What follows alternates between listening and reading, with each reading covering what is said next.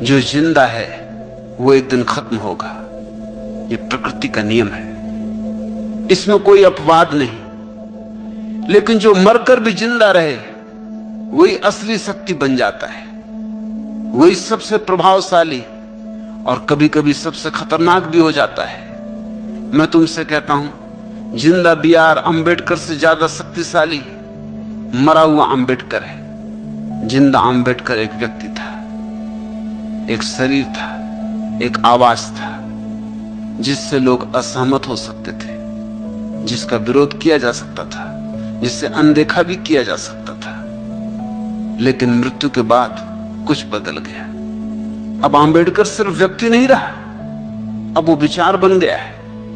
और जब कोई व्यक्ति विचार बन जाता है तब उसे खत्म करना असंभव हो जाता है, क्योंकि व्यक्ति को मारा जा सकता है लेकिन विचार को नहीं। आज अंबेडकर किसी एक जाति, किसी एक वर्ग या किसी एक समुदाय तक सीमित नहीं। वो हर उस मनुष्य में जीवित है जो अपने अधिकार की बात करता है, जो बराबरी की बात करता है, जो अन्याय के सामने झुकने से इनकार करता है। यही असली अमरता है। और समझो ये अमरता कैसे आई। जब अंबेडकर ने भारत के संविधान को आकार दिया तब उन्होंने सिर्फ एक किताब नहीं लिखी, उन्होंने एक चेतना को जन्म दिया। अब वो चेतना कागज पर नहीं है, अब वो लोगों की सांसों में है। अगर अंबेडकर केवल एक जीवित व्यक्ति रहते तो समय के साथ उनकी आवाज कमजोर पड़ सकती थी, इतिहास में दब सकती थी। लेकिन जब वही आवाज संविधान बन गई तो वो व्यवस्था बन गई। और व्यवस्था को मिटाना व्यक्ति को मिटाने से कहीं ज्यादा कठिन होता है। सोचो, अगर अंबेडकर न होते तो क्या भारत सच में लोकतंत्र बन पाता? हो सकता है एक संविधान फिर भी बनता, लेकिन वो केवल शब्दों का ढांचा होता, उसमें आत्मा नहीं होती, उसमें वो पीड़ा नहीं होती जो सदियों के अन्याय से जन्मी थी, उसमें वो जिद नहीं होती जो हर इंसान को बराबरी देने के लिए जरूरी थी। और तब लोकतंत्र सिर्फ नाम का रह जाता है, जैसे कई जगहों पर होता है जहां अधिकार किताबों में होते हैं लेकिन जमीन पर नहीं। अंबेडकर ने इस खतरे को समझा था, इसलिए उन्होंने सिर्फ कानून नहीं बनाए, उन्होंने इंसान को केंद्र में रखा। और खासकर उन्होंने उन लोगों को आवाज दी जिनकी आवाज सदियों से दबाई गई थी, महिलाएं, दलित, वंचित।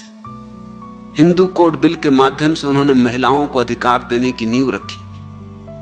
संपत्ति का अधिकार, विवाह में समानता, तलाक का अधिकार।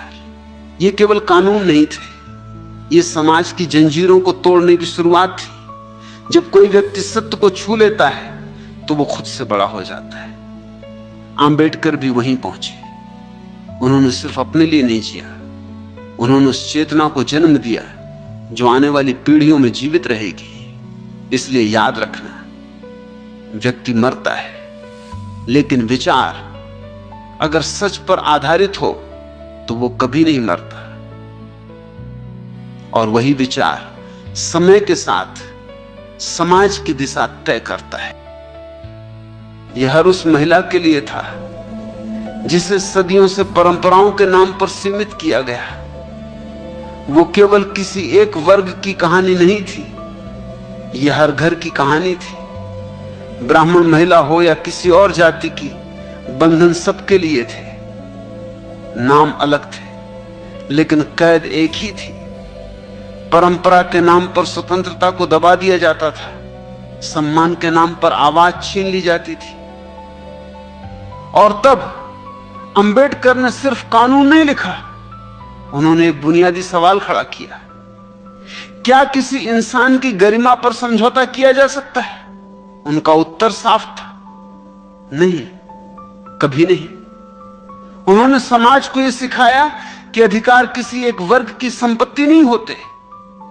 अधिकार अधिकार है और हर इंसान का जन्मसिद्ध हक है।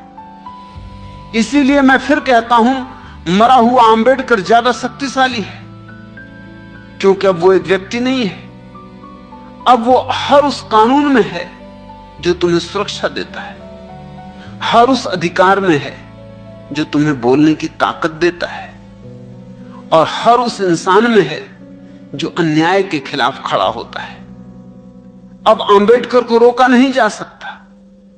अब वो किसी किताब के पन्नों में कैद नहीं है, अब वो लोगों की चेतना में बह रहा है। और यही सबसे बड़ी ताकत है। जब कोई व्यक्ति सत्य को छू लेता है तो वो नाम नहीं रहता, वो ऊर्जा बन जाता है। आंबेडकर अब वही ऊर्जा है। अब वो इतिहास नहीं है, अब वो एक निरंतर संघर्ष है, एक ऐसी मसाल जो बुझती नहीं।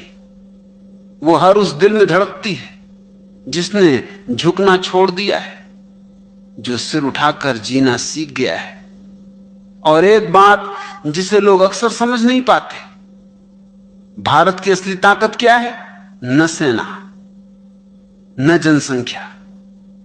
भारत की असली ताकत है उसका संविधान। ये सिर्फ कानूनों का संग्रह नहीं है, ये एक जीवित चेतना है। ये तुम्हें बराबरी देता है, ये तुम्हें स्वतंत्रता देता है, ये तुम्हें न्याय का भरोसा देता है। और यही कारण है कि भारत आज भी खड़ा है, क्योंकि इसकी नींव सत्ता पर नहीं, सिद्धांत पर टिकी है। और उस सिद्धांत की आत्मा में आज भी आंबेडकर जीवित है।